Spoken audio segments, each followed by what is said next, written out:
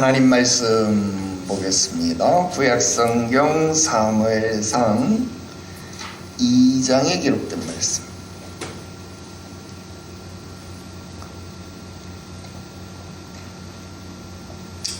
사무엘상 2장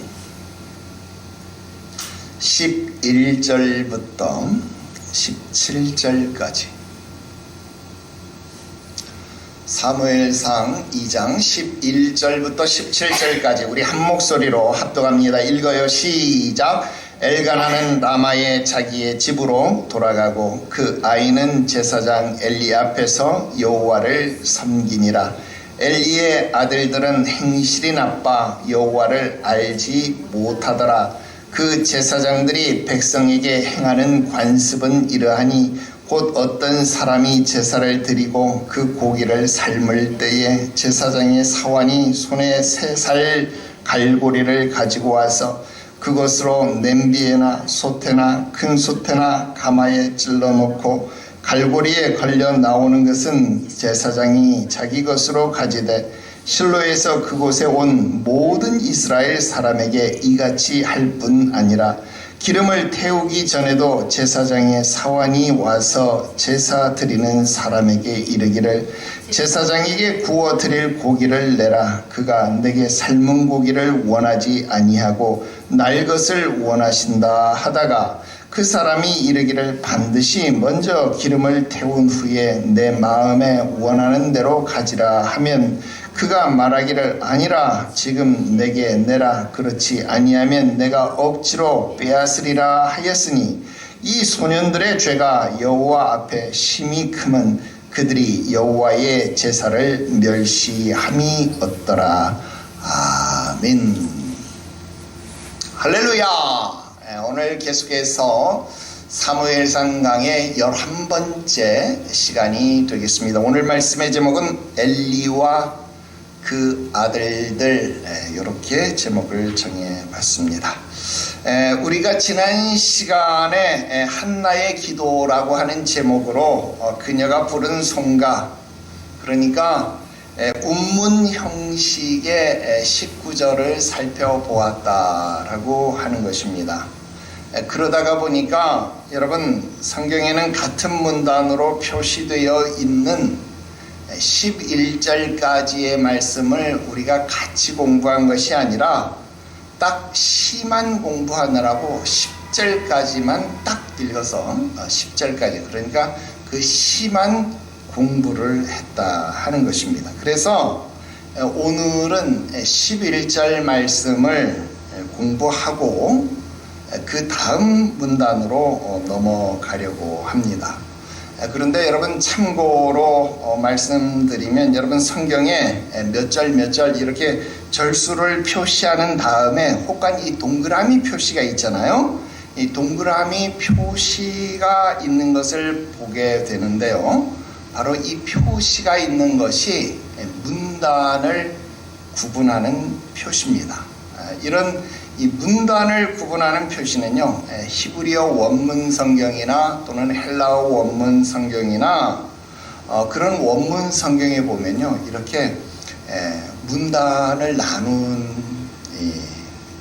데가 있어요. 그러니까 우리로 따지면 이렇게 줄바꿈이죠. 줄 바꿔서 문단이 한 문단 두 문단 이런 식으로 문단이 나뉘어진 그런 곳이 있다 하는 거예요. 그래서 그런 문단이 나뉘어진 곳에 이런 동그라미를 표시해서 문단이 나뉘었다라고 하는 것을 번역본 성경에서는 표시를 하게 되는데, 그래서 지금 우리 성경에 보면 11절 말고 12절 다음에 동그라미 표시가 있잖아요. 그죠? 그러니까 11절까지는 사실상 지난 시간, 그러니까 한나의 송가에 포함되어진, 한나의 기도에 포함되어진 그 문단에 속한 내용이 되잖아요. 그런데 우리가 한나의 시, 한나의 송가를 이렇게 공부하니까 11절을 공부하지 않았다라는 거예요. 그래서 11절을 공부를 마저 하고 12절 내용으로 지나가려고 한다 하는 겁니다. 그래서 11절을 공부해야 하는데 여러분 11절을 공부하는 것이요 오히려 다음 단락 그러니까 12절부터 17절까지 말씀을 공부하는데 오히려 더 큰 유익을 주게 됩니다. 자, 어쨌든 오늘은 11절 말씀부터 17절까지 말씀을 우리가 함께 공부를 하게 되는데, 자, 오늘 본문이 우리들에게 주는 교훈이 무엇일까요? 오늘 몇 가지 여러분들에게 말씀을 드리려고 합니다. 첫 번째는요, 사무엘과 엘리의 아들들이 비교가 되고 있다 하는 겁니다. 사무엘과 엘리의 아들들이 어떻게 비교가 되고 있느냐 하는 것을 살펴보자 하는 겁니다. 여러분 11절 말씀부터 36절, 36절까지 내용은요, 사무엘하고 그다음 엘리의 아들들하고 그 둘이 어떻게 다른지를 지속적으로 비교해 놓은 내용들이 쭉 기술되어져 있다 하는 겁니다. 여러분 특히 11절 말씀에 보니까 이 사무엘에 대해서 어떤 표현을 하고 있는가 하면 사무엘을 여호와를 섬기는 자 이런 표현을 하고 있다 하는 거예요. 그죠? 엘가나는 라마 자기 집으로 돌아갔다. 그리고 그 아이는 제사장 앞에서 여호와를 섬기니라. 그 말은 무슨 말이에요? 그 아이가 여호와를 섬기는 자였다 이런 표현을 하는 거죠. 그죠? 자, 그런데 똑같은 표현이 18절에도 나와요. 자, 18절을 한번 보세요. 사무엘은 어렸을 때에 세마포 에봇을 입고, 아까는 엘리의 앞에서 엘리의 면전에서 이런 말이 있었는데 이번에는 엘리의 면전이 아니라 세마포 에봇을 입고, 뭐 엘리 앞에서나 아니면 세마포 에봇을 입거나 뭐 같은 의미가 되어질 수 있습니다. 자, 세마포 에봇을 입고 그 다음 뭐예요? 여호와 앞에서 섬겼더라. 자, 지금 계속 사무엘은 어떤 사람이에요? 여호와를 섬기는 자다 이런 표현이 나오고 있다 하는 겁니다. 자, 계속 한번 볼래요? 21절 말씀에도 보면요, 사무엘은 어떤 사람으로 그려지고 있는가 하면 여호와와 사람들에게 은총을 받으면서 자라는 자, 그런 모습으로 그려지고 있다 하는 겁니다. 자, 21절 표현 한번 볼래요? 21절 말씀해 보니까 뭐라고 말해요? 여호와께서 한나를 돌보시사 그로 하여금 임신하여 세 아들과 두 딸을 낳게 하셨고 아이 사무엘은 여호와 앞에서 자라니라. 여호와 앞에서 자랐다. 여호와와 사람들 앞에서 은총을 받았다. 뭐 이런 표현이 되어지겠다. 여러분, 예수님이 키가 자라고 지혜가 자라면서 사람들 앞에 하나님 앞에 은총을 받았다. 이런 표현과 비슷하다라는 것입니다. 자, 반면에 엘리의 아들들은 어떻게 기술되고 있을까요? 자, 12절에 보니까 뭐라고 말해요? 12절에 보니까 행실이 나쁘다. 또 여호와를 알지 못하는 자다. 이렇게 이야기해요. 자, 25절에 보니까 뭐라고 말해요? 여호와께서 죽이시기로 작정한 자, 뜻하신 자, 이렇게 묘사되기까지도 한다는 거예요. 자, 사무엘과 엘리의 아들들 홈리와 비느하스는요, 이렇게 아주 극과 극으로 대비되어지는, 비교가 되어지는 그런 모습을 하고 있다 하는 거예요. 자, 이런 모습은 마치 사무엘과 엘리의 운명을 보여주는 듯하다 하는 거예요. 특히 사무엘에 대한 기록은요, 11절, 지금 우리가 11절을 공부하고 있잖아요. 11절 말씀처럼 아주 간략하게 기록하고 있어요. 자, 11절은 엘가나는 라마 집으로 돌아가고 그 아이는 제사장 엘리 앞에서 여호와를 섬겼다. 너무 간단한 기록이잖아요. 너무 간단하게 아주 간략하게 기록하고 있지만 엘리의 아들들의 기록은 어때요? 굉장히 상세하게 아주 장황하게 기록하고 있잖아요. 우리가 지금 오늘 읽은 12절부터 17절 말씀의 내용은 무슨 내용이에요? 엘리의 아들들의 죄악상을 아주 자세하게 에피소드로 기록하고 있는 것 아닙니까? 그러면 이건 뭐예요? 이 사무엘의 행실은 여호와 앞에서 섬겼다, 굉장히 짧게 기록하고 있고, 엘리의 아들들은 그 죄악상을 굉장히 길게 자세하게 기록했다 하는 거예요. 목사님 좀 이상한데요? 뭐가요? 목사님이 우리 앞에 가르쳐 주기를 성경에 짧게 기록한 것은 별로 중요한 것이 아니고 상세하고 길게 기록한 것은 중요한 거라며요. 근데 왜 지금 사무엘이 중요한데 사무엘은 아주 짧게 기록하고, 왜 엘리의 아들들의 이 죄악상은 별로 중요한 것도 아닌데 이걸 왜 이렇게 상세하게 아주 그렇게 자세하게 기록해 놨습니까? 여러분 똑똑해요. 박수 쳐야죠. 왜? 공부를 아주 잘했으니까. 그렇습니다. 여러분, 성경에서 중요한 것은 길게 기록하고 중요하지 않은 것은 짧게 기록하는 것이 맞습니다. 자, 그렇다면 여러분, 사무엘이 여호와 앞에서 섬기고 잘한 것이 중요하지 않다는 말일까요? 그렇지 않습니다. 여러분, 사무엘이 여호와 앞에서 섬기는 자가 되었다. 여러분, 이것은요 너무나도 당연한 것이기 때문에 굳이 길게 설명하지 않아도 된다는 거예요. 여러분, 대유리문답 1번, 소유리문답 1번 기억합니까? 사람의 마땅한 본분이 무엇이냐? 하나님 앞에 영광이 되는 것이다. 하나님을 섬기는 것이다. 여러분, 질문도 간단하고 답변도 간단해요. 너무나도 중요한 거니까 1번 아닙니까? 너무나도 당연하니까 1번 아닙니까? 그런데 그 1번 가장 중요한 질문, 가장 근본이 되는 질문인데도 불구하고 그 질문은요 짧아요. 왜? 너무나도 당연하니까. 여러분, 너무나도 당연하니까 그건 특별히 강조할 필요가 없다는 뜻이 됩니다. 그러니까 여러분, 짧게 기록했지만 이것은 중요하지 않다는 것이 아니라 오히려 그 반대의 개념으로 너무너무 마땅하고 중요한 것이 된다라는 반어법적인 강조의 의미가 됩니다. 그런데 반대로 이 엘리의 아들들의 죄가 이렇게 자세하게 분량을 길게 기록한 것은 그들의 악행이 중요하다라는 뜻이 아니라 이래서는 안 될 자들인데도 불구하고 그들이 이런 길고 긴 죄악들을 저질렀음을 강조하고 있다는 거예요.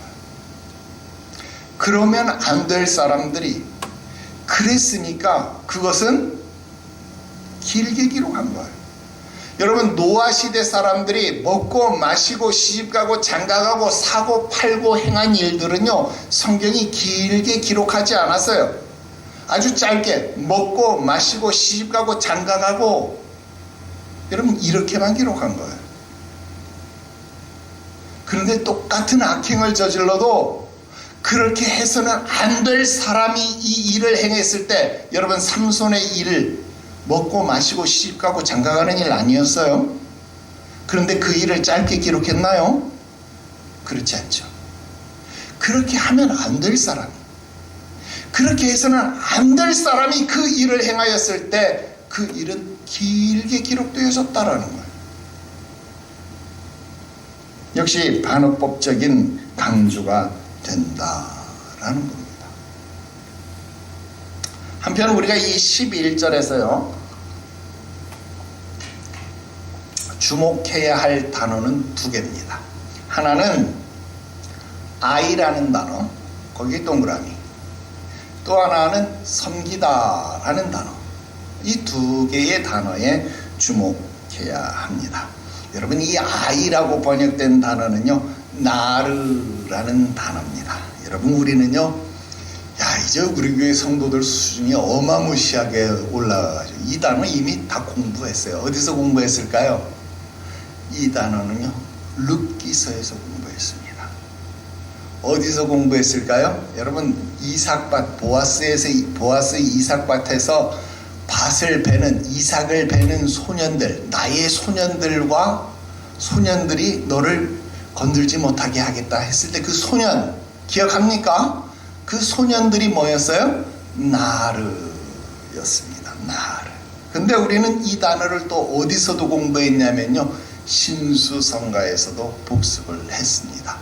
여러분, 요셉을 뭐라고 불렀느냐면요, 이 애굽에서 가나안에서 온 소년, 이 사람을요, 요셉을요, 나르라고 불렀어요. 소년이다, 그렇게 불렀어요. 자, 그러면 이 나르, 이 소년이라고 하는 이 말, 이 나르는 도대체 몇 살이냐 이 말이에요. 나르는요, 만 3세부터 15세.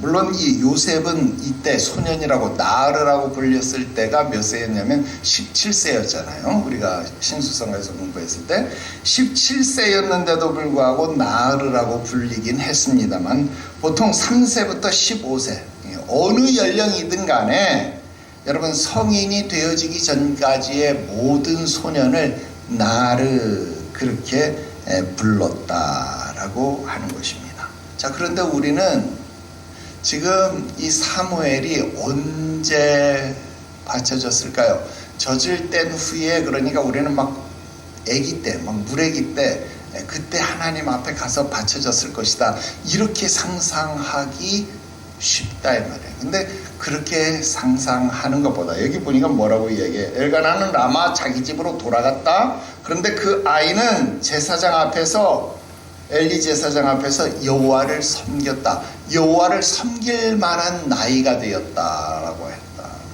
섬길 만한 나이가 됐으면 어느 정도가 되어졌을까요? 여러분, 참고로 아브라함이 이삭을 제물로 바쳤을 때, 여러분, 아브라함이 이삭을 제물로 바쳤을 때 하나님이 야, 이삭을 내가 명하는 산에 가서 제물로 드려라 했을 때, 여러분, 이삭이 나무찜을 질 수 있는 나이가 되었잖아요. 나무찜을 질 수 있는 나이가 되었을 때에 가서 제물이 되었다라는 거예요. 나무찜을 질 수 있는 나이가 되었을 때. 그럼 그 나무찜을 질 수 있는 나이, 그 나르는 도대체 몇 살 정도 되었을까? 그걸 우리가 한번 생각해 보아야 되겠다는 거예요. 또 여러분, 예수님께서 요셉 그리고 마리아와 함께 성전에 올라가셨잖아요. 6월절. 그 6월절인데 그게 우리가 공부할 때 어떻게 했어요? 1년에 3차례씩 올라가지는 않았고, 우리 이 사무엘상 공부하면서 매년제 이런 이야기 있잖아요. 그 3차례가 1년에 1차례 정도로 줄어든 것으로 보인다라고 우리 그런 이야기 잠시 했어요. 자, 그 매년제가 6월절이었을 것이다, 그런 이야기를 했고, 그 6월절에 예수님께서 올라가서 대제사장들과 함께 성전에서 묻기도 하고 답하기도 하셨다 그랬잖아요. 제사장들과 대화가 되어지고 주목을 받을 정도의 나이가 도대체 몇 살 정도 되었을까? 여러분, 그때가 여러분 예수님이 12살 때였음을 우리가 생각해 본다라고 한다면, 여러분 지금 사무엘도 아주 어리다고 한다면 만 3살, 그러니까 우리나라로 따지면 뭐 한 4살, 5살, 그리고 아주 뭐 나이가 많다라고 한다면 뭐 12살에서 15살 정도 되어지는 그 정도 나이가 되지 않았겠느냐. 그것을 추측해 볼 수 있는 단어가 바로 이 나르라고 하는 단어입니다. 아이라고 하는 단어, 소년이라고 하는 단어다라는. 그러니까 우리가 생각하는 것처럼 젖을 뗀 후에 봉헌했다, 그러니까 막 물애기 때 첫돌 지난 다음에 젖 떼자마자 바로 갖다 드렸다, 여러분 이 얘기 아닙니다. 여러분, 우리 어릴 때만 해도 젖 몇 살 때 뗐어요? 막 5살, 6살까지 젖 먹고 그러지 않았어요? 나도 늦게까지 젖 먹었는데. 아니? 그렇다 이 말이에요. 그러니까 옛날에는 더더욱 그랬겠죠. 늦게까지 젖을 먹었을 것이다라는. 젖을 떼는 나이가 요즘처럼 뭐 엄마들 가슴 망가질까봐 뭐 한 보름 먹이고 분유 먹인 그런 시대는 아니다라는 거예요. 그러니까 사무엘이 드려진 때도 우리가 생각한 것보다는 훨씬 큰 나이였을 것이다 라는 것을 추측하는 단어가 이 아이, 나르라는 단어입니다. 그 다음 두 번째, 이 섬기다라는 단어는요, 샤라트라는 단어입니다. 이 샤라트라는 단어는요, 특별히 제사장적 직분과 관련되어서 사용되는 섬김입니다. 자, 제사장적 직분과 관련되어서 섬기는 단어니까 여러분, 이 섬김은요, 일시적인 섬김이 아니라 종신적인 섬김을 의미하는 거예요. 그러니까 죽을 때까지의 봉사를 말하는 섬김입니다. 그러니까 지금 이 어린아이가 하나님 앞에, 제사장 앞에서 여호와를 섬긴다라고 하는 말은 지금 어린 나이에 하나님 앞에 드려졌지만 이때만 섬기는 것이 아니라 이때부터 시작해서 그가 죽을 때까지 하나님 앞에 섬기는 자가 될 것이다 라는 것을 상징적으로 보여주는 말이 되는 것이다. 이런 뜻이 되겠습니다. 자, 이 11절 아주 짧은 구절이 이렇게 많은 내용들을 내포하고 있었다 하는 것 우리 살펴봤습니다. 자, 이제 두 번째 말씀을 드리려고 합니다. 자, 두 번째, 신앙에서 기다림, 그러니까 인내의 역할에 대해서 말씀을 드리려고 합니다. 자, 여러분, 우리가 지금 11절 말씀을 읽었는데요. 자, 11절 말씀을 여러분들은 곰곰이 읽으면서 어떤 느낌을 가지시게 되나요? 무엇인가가 진행되는 것 같으면서도 무언가에 막혀 있는 듯한, 아니 그 반대로 오히려 무엇인가 정체되어져 있는 것 같은데 무엇인가 서서히 진행되는 듯한 그런 느낌을 우리들에게 전달해 준다 하는 겁니다. 자, 사무엘의 봉헌이 이루어졌습니다. 그리고 엘가나는 지금 자기의 집으로 돌아갔다 그랬습니다. 그리고 그 아이는 지금 성막에 남아서 제사장 앞에서 여호와를 섬기고 있다, 그런 서술이에요. 자, 11절만 그런 것이 아니라 여러분, 사무엘서의 전체적인 시작이 다 그렇더라는 거예요. 어떤 내용입니까? 사무엘서가요, 기다림이더라는, 기다림. 여러분, 한나가요, 아들로 상징되는 그 축복을 기다리는 것으로부터 시작하고 있다 하는 겁니다. 그리고 사무엘서 전체로 이것을 확장시켜 본다라고 한다면, 여러분, 이스라엘 백성들은 지금 이스라엘 백성들 자신들의 통치자가 되는 왕을 기다리고 있다는 겁니다. 그들은 아주 일찍부터 왕을 원했습니다. 근데 하나님이 그들에게 왕을 주시지 않았죠. 왕을 주시지 아니하고 그들에게 왕 대신 무엇을 줍니까? 사사들을 주셨다는 거예요. 사사를 주셨다라는 거예요. 그런데 그들의 다스림, 사사들의 다스림을 이웃 주변 국가들, 왕들의 다스림과 비교해 볼 때 신통치 않더라는 거예요. 그야말로 사사기는 여러분 어때요? 사사들의 좌충우돌하는 상황이 연속되었다라는 거예요. 여러분, 기드온 같은 사사, 여러분 입다 같은 사사, 여러분 삼손 같은 사사, 여러분 어디 하나 정말 멀쩡한 사사 잘 없더라는 거예요. 그리고 그 사사 시대의 종말을 성경은 뭐라고 정의를 내렸습니까? 그때가 언제입니까? 사사 시대에 이스라엘에 뭐가 없어서? 왕이 없었기 때문에, 이스라엘에 왕이 없었기 때문에 사람들이 각자 자기 소견에 좋은 대로 행했다. 여러분, 그렇게 사사기서는 끝을 맺었다라는 겁니다. 그런데 하나님은 그 사사시대 속에서도 우리가 알고 있는 것처럼 이스라엘의 참된 왕을 세우기 위해 잘 보이지도 않는 이스라엘의 아주 작은 마을 떡집 베들레헴에서 이미 모종의 계획을 준비하고 계시다라고 하는 것, 우리 룻기서를 통해서 보았다라는 겁니다. 그리고 이제 사무엘상으로 이어졌어요. 그런데 여전히 왕이 주어지지 않고 있다라는 거예요. 왕이 주어지지 아니하고 먼저 왕을 세울 수 있도록 누가 준비되는 거예요?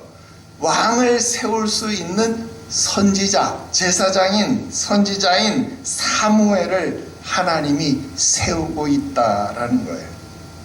그런데 그 사무엘마저도 쉽게 태어나는 것이 아니라 어떻게 태어납니까? 우여곡절 끝에, 여러분, 애를 낳지 못하는 한 여인의 오랜 고통, 그리고 무시당함, 그리고 그 마음을 쏟아내는 기도를 통해서, 그리고 그 기다림을 통해서 태어났다라. 태어나면 뭐 바로 시작되면 좋은데 거기에서도 또 어느 때까지? 젖을 뗄 때까지 또 기다리래. 젖을 뗄 때까지 기다려서 지금 하나님 앞에 봉헌했는데 엘가나는 집에 갔고 그 아이는 이제야 하나님 앞에 섬기기를 시작했어요. 우리는 사무엘서 지금 이야기를 알고 있잖아요. 아직 사무엘은 하나님 음성조차 들을 줄 압니까? 모릅니까?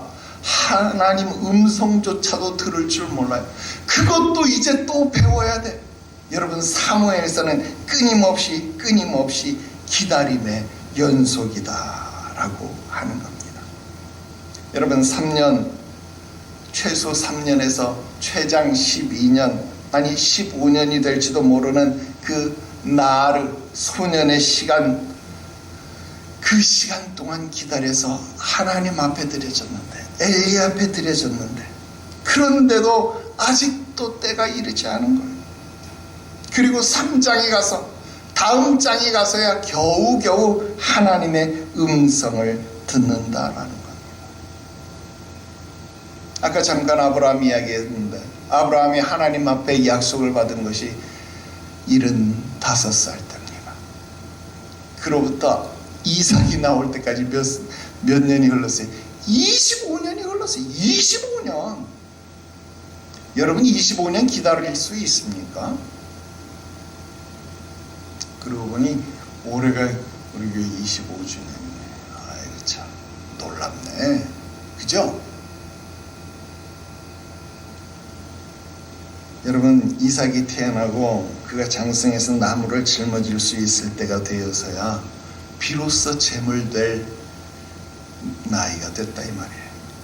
그리고 제물이 되고 나서야 비로소 아브라함이 하나님 앞에 인정받을 수 있었다라는 거예요. 여러분, 신앙에서 인내, 기다림이라고 하는 것은요, 결코 쉬운 것이 아닙니다. 그런데 하나님의 시간은 너무너무 정확하셔서 가장 시적절할 때 모든 것이 이루어진다라는 사실을 깨닫게 되시기를 바랍니다.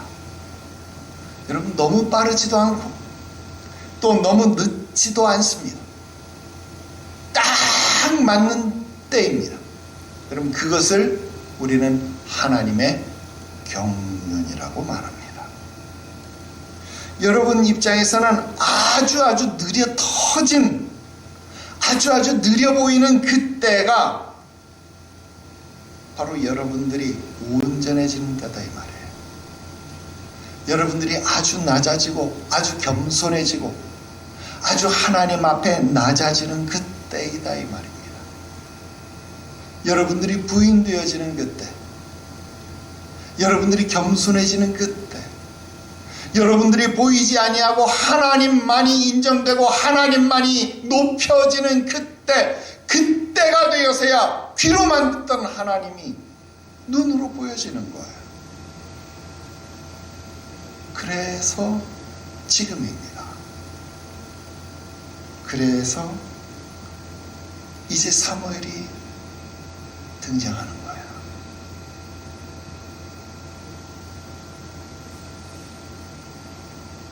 마지막 세 번째 말씀 드립니다. 엘리의 영적 분별력에 대한 지적입니다. 자, 이제 우리 11절 공부가 끝난 거예요. 이제 마지막 세 번째는요, 12절부터 17절까지 내용입니다. 자, 12절 말씀 한번 볼까요? 엘리의 아들들은 행실이 나빠 여호와를 알지 못하더라. 자, 이게 옛날 성경, 개역 한글 성경으로 제가 한 번 더 읽어드릴게요. 엘리의 아들들은 불량자라 여호와를 알지 아니하더라. 다시요. 엘리의 아들들은 불량자라 여호와를 알지 아니하더라. 여러분 어때요? 느낌이 많이 다르죠? 자, 개역 한글 성경, 개역 개정 성경 뭐 둘 다 번역이 좀 다르긴 합니다만은 두 가지 이야기를 해요. 하나는 엘리의 아들들이 불량자다, 행실이 나쁘다라는 말이에요. 그리고 다른 하나는 여호와를 알지 못했는지 알지 아니했는지, 좌우전 여호와를 알지 못했다, 알지 아니했다, 그거예요. 이 두 가지를 이야기하고 있습니다. 자, 하나씩 살펴볼게요. 자, 먼저 행실이 나쁘다라고 번역된 이 말, 이 말도 우리 배웠어요. 히브리어로 행실이 나쁘다라고 번역된 이 말은요, 베네 벨리알 이런 말입니다. 그대로 번역하면요, 벨리알의 아들 이런 뜻이에요. 자, 이거 우리 바로 앞에서 1장에서 배웠잖아요. 그죠? 한나가 입술로만 이렇게 기도하니까 야, 너 술 좀 끊어라. 엘리 제사장이 그렇게 말하잖아요. 그랬더니 한나가 뭐라 그래요? 나는 마음이 슬픈 여자입니다. 나를 악한 여자로 보지 마세요. 이렇게 말하죠. 그죠? 그때 그 악한 여자라고 말할 때 그 악한 여자가 뭐냐면 나를 벨리알의 딸로 보지 마세요. 이런 말입니다. 벨리알의 딸로 보지 마세요. 자, 그런데 여기서만 배운 게 아니고 바로 요 앞에서도 배웠어요. 조금만 더 앞에 가면 우리 사사기 19장에 가보면 여러분 레위인이 첩이 있었는데 그 첩이 이 기브아 청년들에게 윤간을 당하잖아요. 그래서 죽잖아요. 근데 그 기브아의 청년들을 성경에 뭐라고 말해요? 기브아의 불량배들 이렇게 말했던 거 기억하죠? 네, 기브아의 불량배. 그 기브아의 불량배 할 때 그때도 우리가 벨리알의 아들들 이런 말 했었어요. 같은 단어입니다. 기브아의 불량배. 이 불량배라는 말이에요. 베네 벨리알. 여러분 이 벨리알이라고 하는 말은 우리가 아는 것처럼 이방신의 이름이 벨리알도 있고요. 또 그 벨리알이라는 말 자체의 뜻은 무가치하다. 그러니까 무가치한 것을 우상으로 섬긴다. 뭐 그런 뜻도 되지만 뭐 무가치한 것의 아들이니까 행실이 뭐 올바르지 않은 무가치한 행실 뭐 그런 것의 아들. 행실이 나쁜 자들 뭐 그런 것을 지칭하는 용어가 된다 하는 겁니다. 그러니까 지금 이게 개역 개정 성경보다도 개역 한글 성경 번역이 조금 더 좋은 것 같아요. 불량배다. 엘리의 아들들은 불량자다라고 한 번역이 훨씬 더 좋아 보입니다. 행실이 나쁘다. 굳이 이렇게 풀어서 안 쓰고 그냥 써도 좋거든요. 엘리의 아들들은 불량자다. 벨리알의 아들들이다. 그게 더 좋은 번역이다. 자, 한나가 벨리알의 딸, 나를 악한 여자로 여기지 마소서, 이 말을 거꾸로 하면 지금 한나가 나를 악한 여자로 여기지 마세요, 이 말은 반대로 말하면 엘리가 지금 한나를 어떤 취급했다는 거예요? 벨리알의 딸 취급했다는 말이잖아요. 그죠? 그러면 이 말은 무슨 말이 되냐면 엘리의 영적 분별력에 문제가 있다는 말이 되는 거예요. 자기의 아들들은 지금 벨리알의 아들들인데 그것을 알아보지 못했고, 한나는 벨리알의 딸이 아닌데도 불구하고 벨리알의 딸로 여기고 있었다라면 지금 이스라엘의 사사이고 이스라엘의 제사장인 엘리의 영적 분별력에 문제가 발생됐다라는 뜻이 되는 겁니다. 여러분, 진짜 벨리알의 아들들이 누구인지도 구분하지 못하고 있다. 여러분, 엘리의 영적 분별력이 어떻다는 말에 형편이 없다, 그런 뜻 아닙니까? 깨어 있어서 이스라엘의 영적 상태를 분별해야 할 제사장이 지금 그 분별력이 제로에 가깝다라는 말입니다. 그게 어떤 시대였어요? 바로 사사시대라는 거예요. 이 영적 분별력이 제로에 가까운 시대였기 때문에 그 시대의 사람들이 어떻게 했어요? 자기 소견에 좋은 대로 한 겁니다. 왜? 분별력이 없기 때문에. 여러분, 이스라엘의 왕궁제사장 선지자들이 왕 앞에서 귀에 듣기 좋은 예언만 남발하던 시대, 바로 오늘날과 같은 시대더라. 교회가, 목회자가 강단에서 성도들의 귓가에 듣기 좋은 말만 한다는 겁니다. 축복의 말만, 사랑의 말만 한다는 겁니다. 그런 곳에 사람들이 몰린다는 거예요. 또 목회자도 그것이 옳지 않은 것임을 알면서도 목구멍이 포도청이라고 자신이 먹고 살기 위해서 어쩔 수 없이 그렇게 설교를 한다는 거예요. 평안하라, 배부르라.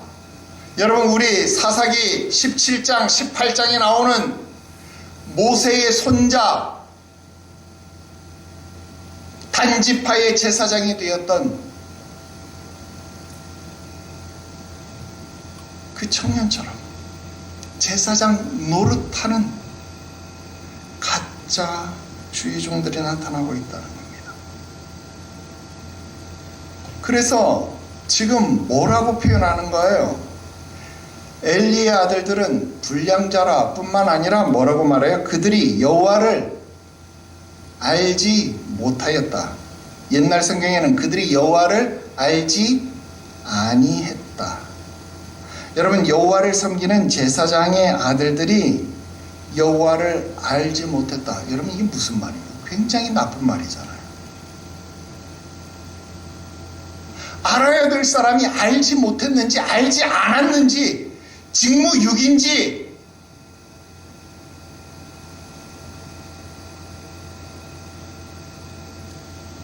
여러분, 일단 이들에 대한 호칭이 변하고 있어요. 1장 3절에 보세요. 1장 3절 한 장 넘겨보면 지금 이 홈리와 비느하스는 뭐라 그래요? 엘리의 아들들과 제사장이었다, 이렇게 표현하죠. 자, 근데 2장 12절 보세요. 2장 12절에 보면 엘리의 아들들이었다. 그 다음 13절에 보면 제사장들이었다, 이렇게 말해요. 근데 17절에 가보세요. 뭐라고 말해요? 이 소년들, 이렇게 말해요. 지금 우리 룻기도 그렇고 사무엘서도 그렇고 사사기서도 그렇고 여러분, 이런 형식의 성경을 우리가 내러티브 성경이라고 말하잖아요. 이야기식 성경이라고 말하잖아요. 즉 이 이야기를 끌고 나가는 화자는 나레이터잖아요.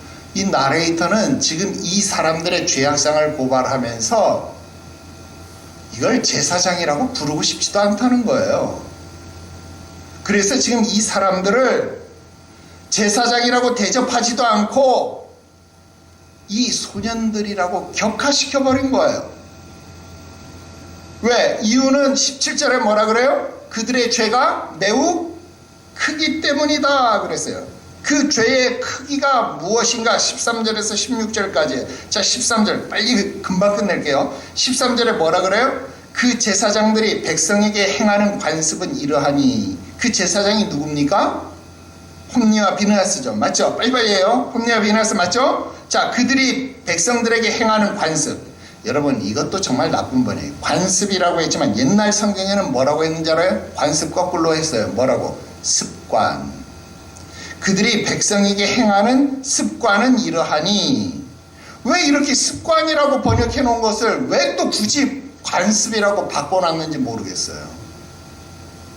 독자들이 오해하기 딱 좋게 만든 아주 나쁜 번역의 한 예예요. 이런 게. 마치 당시의 제사장들이 이런 관습이 있었던 것으로 오해하게 만들잖아요. 근데 여러분, 이거는요, 그런 관습이 있었다라는 말이 아니에요. 이 말은요, 홈리와 비느하스가 행하던 못된 습관이다 이 말이에요. 원어로 보면 이게 미시파트예요. 미시파트 우리 어디서 배웠어요? 사사기서 할 때 배웠잖아요. 미시파트라는 말, 심판하다, 재판하다 이런 말이에요. 즉 여러분, 나중에도 보면 엘리가 자기 아들들을 뭐로 세워요? 사사로 세워요. 그러니까 지금 이 홈리와 비느하스가 행하는 이 못된 습관이 뭐예요? 그들의 판결, 재판의 행위였다 이 말이에요. 그들의 말, 그들의 언행은 곧 판결로서 작용했다 그 말입니다. 그러니까 우리는 이게 잘못된 판결이라는 걸 알죠. 왜? 우리는 레위기를 공부했으니까. 여러분, 레위기에서 제사장은 제물의 어떤 부분을 가져야 되는 거예요? 제물의 가슴 부분 또는 오른쪽 넓적다리 부분 가져야 된다. 배웠어요? 안 배웠어요? 배웠죠? 신명기서 말씀을 따르면 제물의 넓적다리, 그런데 앞쪽에 있는 앞다리에 해당되는 어깨 부분에 해당되는 부분, 아니면 얼굴의 두 볼살, 그리고 내장기관에서는 위에 해당되는 그런 부분을 취할 수 있다. 이거 신명기서에서 다 배웠어요. 오래돼서 기억 못하는 건 어쩔 수 없고 이거 배웠어요. 그럼 나머지는 어떻게? 나머지 기름은 하나님 앞에 태워서 드리고 나머지는 화목제 제물로 여러분 제사자들에게 나누어 주어야 되는 거예요. 그런데 지금 이 소년들은 어떻게 해? 새 갈고리 삼지창 가지고 와서 고기를 찔러 가지고 아무거나 삼지창이 찔리는 대로 자기 몫을 정했다 그 말 아닙니까? 그것을 판결로 강제해버렸다 그 말입니다. 근데 이게 어쩌다 한 번이 아니라 그곳에 온 모든 이스라엘 사람들에게 이렇게 했다. 그러니까 이걸 습관이라고 말한 거예요. 이게 습관적이다 이 말이에요. 한 번만 이런 게 아니라 계속 이렇게 했다는 거예요. 그리고 15절에는 뭐라 그래요? 아예 사환을 보내서 삶기 전에 날 것을 내놓으래요. 여러분, 날 것의 의미도 알아야 되죠. 여러분, 날 것은요 아직 제사장이 취할 수 없어요. 왜? 제사장은 언제 취할 수 있어요? 이거 레위기서 배웠잖아요. 번제단에서 요제, 거제로 든 다음, 그냥 요제로 들어 올리든지 거제로 흔들든지 그 다음에, 그러니까 번제단에서 드리고 난 다음에 취해야 되잖아요. 그러니까 날 것을 제사장이 취할 수 있는 방법이 없어요. 날 것을 취할 수 있는 것은 뭐밖에 없어요? 곡식 말고는 없어요. 그럼 이건 어때요? 날 것을 원한다. 지금 이 말은 무슨 말일까요? 나중에도 알겠지만은 여러분, 백성들이 많이 가져오는 게 그거 다 못 먹잖아요. 그러니까 이걸 어떻게 했어요? 고린도서에도 나오지만 여러분, 신전에 드리는 고기를 다 허비를 못하니까 그걸 어떻게 했어요? 도로 갖다 팔았다며. 그러니까 우상에게 드렸던 재물들이 다시 풀리는 거예요. 그러니까 돈 주고 사 먹었는데 어떻게 하다 보니까 우상에게 드렸던 고기를 자기가 사 먹는 꼴이 되잖아요. 그러니까 이게 문제가 된 거예요. 그럼 지금 날 것을 원한다 이 말은 무슨 말이에요? 그걸 돈으로 바꾸겠다 이런 말과 같은 말이 되지 않겠어요? 그런 유도 되겠죠. 아주 좀 심각하게 비약해 보면. 여러분, 거의 지금 홈리와 비느하스는요 강도 수준이에요. 도적 수준이라는 거예요. 하나님이 먼저가 아니라 자기들이 먼저인 아주 그런 수준이 된 거예요. 여러분 히브리서 9장에 의하면 구약의 제사는 누구를 상징해요? 그리스도를 상징하는 거잖아요. 오직 우리는 그리스도를 통해서만 하나님과 화목을 이룰 수 있고 그분 앞에 나아갈 수 있습니다. 축복과 은혜를 누리는 거잖아요. 그런데 지금 이 제사를 멸시한다. 그 말은 곧 뒤바꿔서 말하면 누구를 멸시하는 거예요? 그리스도를 멸시하는 거예요. 여러분 이 죄는요 사심을 얻어요 못 얻어요? 사심을 얻을 수 없어요. 그러니까 예배를 멸시하는 죄는요 사심을 얻을 수 없어요. 예배 함부로 드리는 거 여러분 그렇게 하면 안 돼요. 왜 예배 그렇게 강조하는지 알아요?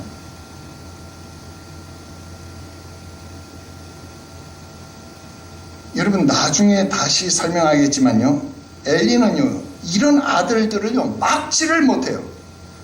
23절 25절을 보면요 내 아들을 그리 말라 하면서 그들의 죄가 큰 것을 알고 있지만 그 이후에 엘리가 어떤 조치를 취하지 않아요.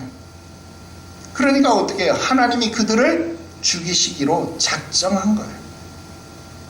여러분 자녀를 방치하면 안 됩니다. 자녀들이 교회를 떠나도록 진리를 떠나도록 방치하면 안 됩니다. 여러분 목회자들이요 성도들이 싫어한다고 성도들이 싫어하는 설교를 안 하는 그런 시대 그런 세대에 살고 있습니다. 여러분 사실 인기 있는 목회자라는 말 이거 정말 안 좋은 말이에요. 여러분 예수님 시대 때부터 인자는 선지자는 고향에서 인기가 있었어요 없었어요? 인기가 없었어요. 인기가 있으면 그게 오히려 이상한 거예요. 왜? 좋은 소리를 하면 안 되니까. 여러분 유튜브에서 기성교회를 비난하면서 주일 성수 왜 하냐고 11조 왜 하냐고 여러분 속을 시원하게 해주는 그런 스타 목사님들 많죠. 인기 좋은 목사님들 많습니다. 여러분 그런 게 옳은 것이라고 생각하면 절대 큰일 납니다.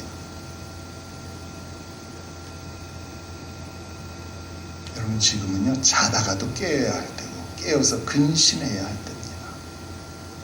무엇을 들어야 할 것인지를 다시 생각해야 할 때인가 여러분 꼭 기억하시기를 바랍니다. 오늘은 여기까지 하겠습니다.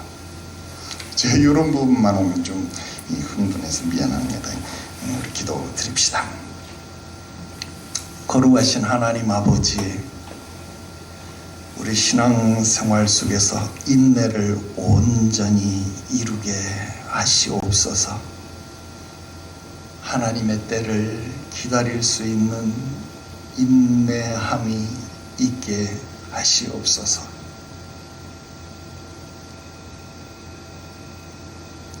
무엇보다 우리에게 영적인 분별력을 주셔서 무엇이 옳은 것인지 무엇이 그른 것인지를 바르게 판단할 수 있게 하여 주옵시고 진리의 말씀, 생명의 말씀을 따를 수 있게 하여 주시옵소서. 길이요 진리요 생명이 되신 구주 예수님의 이름으로 기도드리옵나이다. 아멘.